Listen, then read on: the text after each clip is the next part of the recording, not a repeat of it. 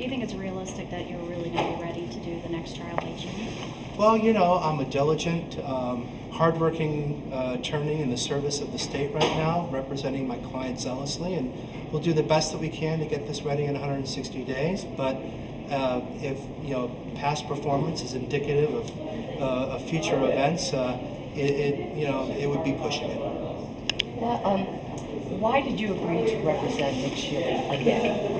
Well, it's these kind of cases in which individuals who are charged with the most serious and most egregious charges need individuals who to represent him. And so this is one of the worst things allegedly that have occurred in this county, and he needs an attorney that he feels comfortable with, he has experience with, and and so for my client, I agreed to stay on one more time. He's been convicted twice of the most horrific crimes imaginable. Do you have a hard time defending this kind of guy? Well, that's my job, and that's why I'm licensed to practice law in Illinois, to make sure that my clients get the best possible defense under the worst possible circumstances.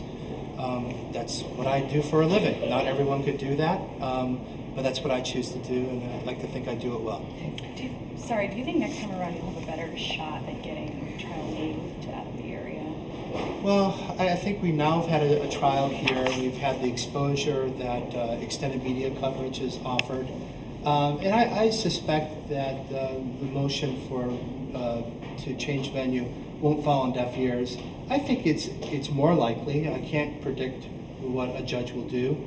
The fact that we were able to find a jury in Whiteside, although I think it was still tainted, doesn't bode well for such a motion. But nonetheless, I think it's certainly a motion with merit, and I believe it should be granted. Do you think citing cameras in courtrooms will actually help you get that motion granted? I don't know. I tried to the extent that I could to follow the coverage that was happening during the trial on your various news stations, and I don't know if cameras in the courtroom added more depth to it.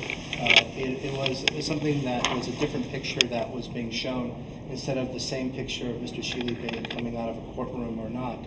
And so in that respect, maybe it brings it more home to people, or people get a better sense of what's going on, and maybe that burns it into their brain and makes them form an opinion, a stronger opinion. But I mean, from what I saw, I think the coverage was, as the coverage is going to be in these kind of cases, the cameras in the courtroom didn't make it more objectionable. At one point during the sentencing, you started to say something about Mr. Sheley's history with substance abuse, and it appeared like he cut you off. Can you explain that? Or? Well, he asked me, he said something to me, and then he asked me not to comment on his past drug use, and so I didn't. Did he say why? He did not say why. Anything else? Thank you, Jeremy. All right, thank you.